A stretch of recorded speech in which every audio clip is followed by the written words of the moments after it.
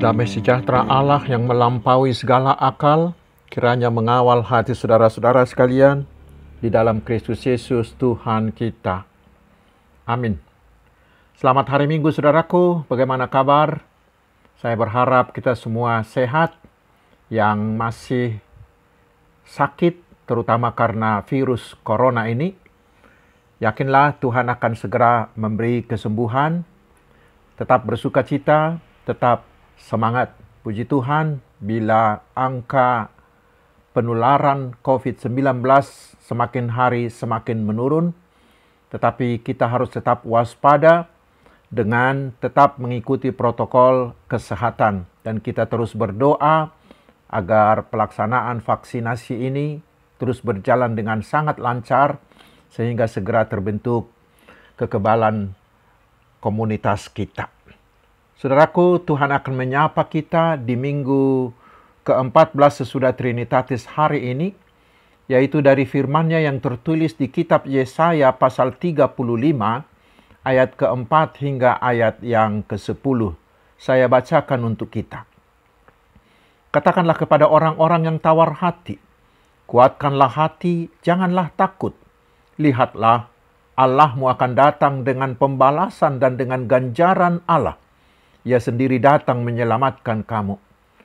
Pada waktu itu mata orang-orang buta akan dicelikkan dan telinga orang-orang tuli akan dibuka.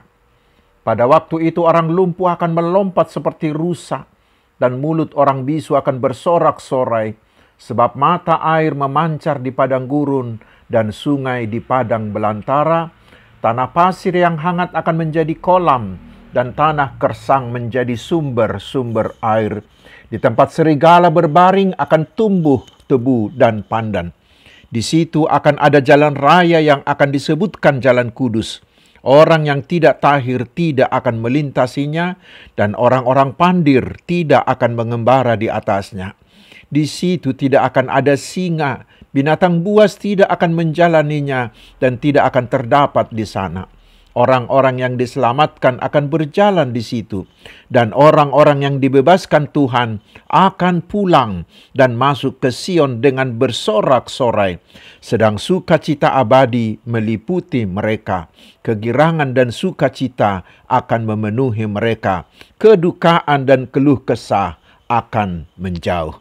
Demikian firman Tuhan. Saudaraku, para sahabat Tuhan Yesus Kristus. Khotbah ini saya mulai dengan sebuah cerita. Di sebuah kota kecil ada seorang pendeta yang setiap hari Minggu sore bersama anaknya selalu membagikan brosur warta sukacita berisi firman Tuhan ke setiap rumah. Tetapi sore itu dia kurang sehat sehingga anaknya yang menyebarkannya. Sudah semua rumah dikunjunginya, tetapi masih ada satu lagi brosur yang tersisa. Lalu dia melihat satu rumah yang selama ini selalu terkunci. Si anak itu mengetuknya, tetapi tidak ada yang menjawab. Diulanginya lagi sampai 3 kali. Karena tidak ada yang menjawab, dia hampir pergi. Tetapi hati nuraninya mengatakan, jangan.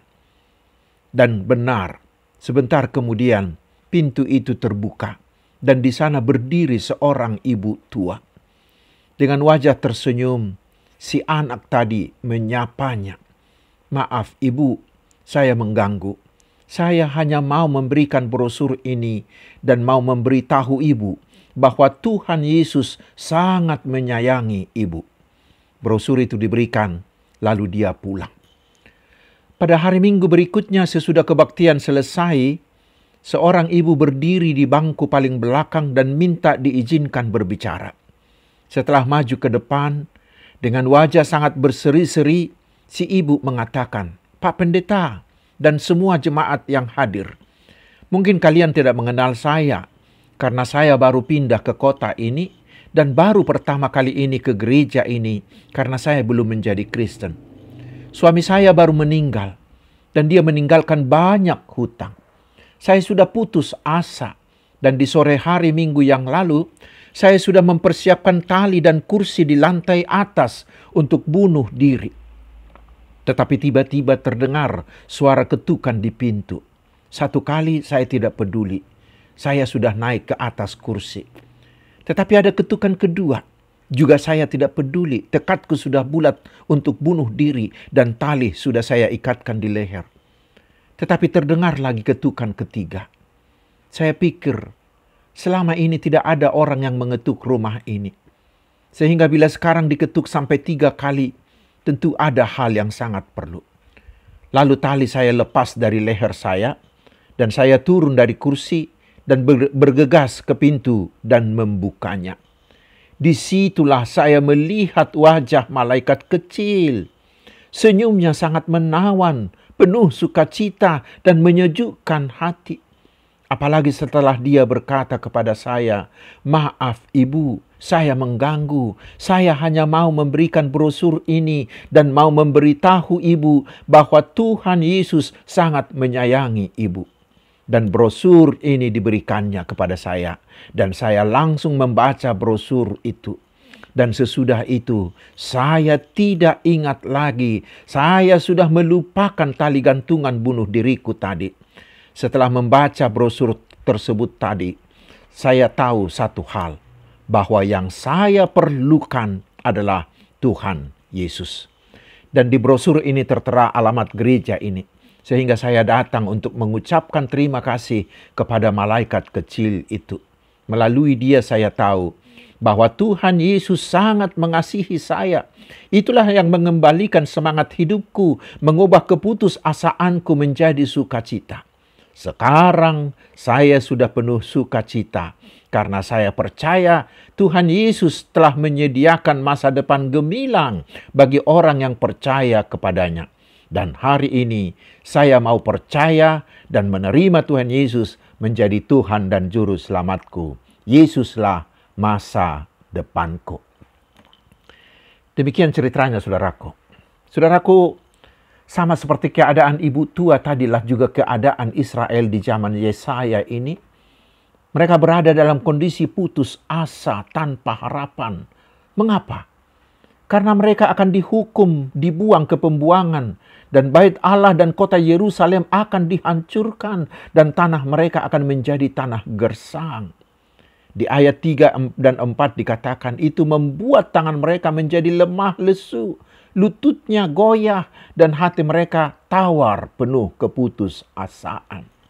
Tetapi sekarang Allah melalui Yesaya membawa berita sukacita. Di ayat 4 diserukan, "Kuatkanlah hati, janganlah takut. Lihatlah, Allahmu akan datang dengan pembalasan dan dengan ganjaran Allah. Ia sendiri datang menyelamatkan kamu." Dan di ayat 6 dikatakan bahwa Tuhan akan mengadakan pemulihan. Karena orang cacat akan dipulihkan, juga tanah mereka akan kembali lestari. Tetapi yang terutama, seluruh bumi akan penuh damai di ayat 9. Karena roh Allah sudah bekerja di hati manusia. Dan di ayat 10 dikatakan, kedukaan dan keluh kesah akan digantikan dengan sorak-sorai dan sukacita. Saudaraku yang diberkati Tuhan, itulah berita sukacita bagi orang-orang yang benar-benar percaya dan menyerahkan hidupnya kepada Tuhan. Karena Allah kita adalah Allah yang mengatur dan menentukan masa depan kita. God is our future. Dan hari ini kita diyakinkan bahwa semua penderitaan akan dijadikan Allah menjadi masa lalu kita. Karena masa depan orang percaya bukanlah penderitaan, tetapi adalah sukacita. Allah pasti mengarahkan hidup orang percaya kepada masa depan yang gemilang, baik dalam hidup sekarang, terutama di masa kehidupan kekal di sorga kelak. Karena Tuhan Yesus telah mau berkorban untuk menyediakan semua masa depan gemilang itu bagi kita yang percaya kepadanya. Karena itulah saudaraku, kepada kita hari ini Tuhan menyerukan, kuatkan hatimu berjalan ke masa depan gemilang. Jalanilah masa depanmu dengan mantap dan dengan penuh sukacita bersama Tuhan Yesus. Terutama bagi saudara-saudaraku yang mengalami hal sulit akibat pandemi COVID-19 ini. Mereka yang sedang terinfeksi atau yang kehilangan orang yang dikasihi, yang kehilangan pekerjaan dan mata pencaharian, yang usahanya hancur atau keluarganya berantakan. Semuanya itu bisa membuat langkah kita terhenti atau takut melangkah atau putus asa. Kita mungkin letih dan lesu. Tetapi hari ini, saudaraku, Tuhan berseru kepadamu, kuatkan hatimu, jangan takut. Karena Tuhan sendiri yang turun tangan memulihkan. Dan bila Tuhan sudah turun tangan, maka Goliat juga akan dikalahkan. Firaun juga akan dihancurkan. Malah kuasa iblis dan maut pun sudah dihabisinya. Kita punya Tuhan Yesus yang kuat, yang menang. Tuhan Yesus yang mampu memberimu masa depan yang cerah dan ceria. Dan Tuhan Yesus selalu mengajak kita dengan mengatakan, marilah kepadaku, hai kamu yang letih lesu, aku akan memberimu kelegaan. Saudaraku, masa depan kita bukan ditentukan oleh kesakitan atau penderitaan dunia, tetapi ditentukan oleh kuasa Tuhan kita Yesus Kristus yang menyediakan hidup yang lebih baik di dunia ini dan hidup kekal bagi kita. Karena itu, saudaraku, biarlah kita semua hari ini mengatakan kepada diri kita sendiri, tidak ada persoalan yang terlalu besar untuk saya kalahkan, asalkan saya tahu satu hal, Tuhan yang pegang hari esok.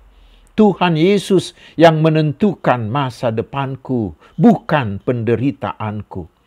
Nyanyikanlah nyanyian pop rohani yang bersyair, karena ku tahu ya pegang hari esok. Itulah seruan Tuhan bagi kita hari ini. Dan itulah hal yang pertama dari khotbah hari ini. Saudaraku, murid-murid Tuhan Yesus yang Tuhan sudah berkati. Hal kedua, hari ini juga Tuhan memberi kita tugas seperti kita baca di ayat 3 dan 4. Tuhan berkata, kuatkanlah tangan yang lemah lesu dan teguhkanlah lutut yang goyah. Katakanlah kepada orang-orang yang tawar hati, kuatkan hati, janganlah takut. Saudaraku, kita harus mau menjadi seperti anak pendeta tadi, yang wajahnya yang tersenyum itu dengan tutur katanya yang lemah lembut berisi firman Tuhan itu. Itulah yang bisa memulihkan semangat si ibu tua yang putus asa hampir bunuh diri itu. Terutama di kondisi kita sekarang. Akibat pandemi seperti yang sudah saya sampaikan tadi, banyak orang yang takut dan kehilangan semangat hidup. Tetapi hari ini Tuhan menyuruh kita, jadilah pemberi semangat bagi mereka, agar mereka mau bangkit, kembali bersemangat, kembali bersuka cita, menjalani hidup ini, walau berat sekalipun. Biarlah di mana ada keputusasaan, saudaraku, kita datang membawa pengharapan. Di mana ada keraguan-raguan, kita mampu membawa kepastian. Di mana ada kelesuan dan tawar hati, kita datang mampu membawa semangat hidup yang baru. Tetapi saudaraku, mari kita renungkan. Mungkin tanpa kita sadari, kita sering membuat orang lain menjadi lemah, terutama terhadap anak-anak kita dan keluarga kita. Tanpa kita sadari, ada orang tua yang selalu mengucapkan kata-kata yang negatif, yang melemahkan semangat anak-anaknya. Bahkan ada orang tua yang mengutuki anaknya. Atau mungkin itu terjadi antara suami terhadap istrinya, atau istri terhadap suaminya. Itu membuat mereka semakin terpuruk, semakin hidup dan motivasinya semakin merosot. Semangat juangnya menjadi habis terkuras. Dan tentang itu, saudaraku, seorang penulis bernama Dorothy Low Nolte menuliskan begini. Anak yang dididik dengan kecaman, ia belajar menyalahkan. Yang dididik dengan permusuhan, ia belajar kekerasan. Yang dididik dengan kecaman, ia belajar menjadi pemalu. Tetapi sebaliknya, anak yang hidup dengan restu, Ia belajar menyukai dirinya. Anak yang dididik dengan pujian, ia akan belajar menghargai orang lain. Karena itulah saudaraku, firman Tuhan di Kolose 3 ayat 21 mengingatkan para orang tua. Saya baca di bahasa Indonesia sehari-hari. Saudara-saudara yang menjadi ayah, janganlah menyakiti hati anak-anakmu sehingga mereka menjadi putus asa. Karena itu hari ini Tuhan menugaskan kita. Usahakanlah mengatakan kata-kata yang menguatkan, yang menyemangati, yang memotivasi orang lain. Bagaimana caranya? Mari kita baca di Ayub 29 ayat 24. Ayub 29 ayat 24 yang berkata, Aku tersenyum kepada mereka ketika mereka putus asa. Caranya ternyata sederhana, yaitu tersenyum. Mengapa? Karena senyuman itu bisa menyebarkan kegembiraan bagi sekeliling kita. Lalu yang kedua, gunakanlah kata-kata yang positif dan yang bersifat pujian yang ikhlas. Bila suami mengatakan kepada istrinya, "Kau cantik sekali, masakanmu enak, membuat saya selalu ingin segera pulang ke rumah," itu pasti membuat hati istrinya berbunga-bunga, akan tetap semangat melakukan tugas rumah yang sangat melelahkan itu, bukan? Bila kepada anak kita katakan, "Kamu anak pintar, jagoan mama, jagoan papa," pasti saudaraku, anak itu akan terus semangat belajar dan akan semangat rajin membantu ibunya, bukan?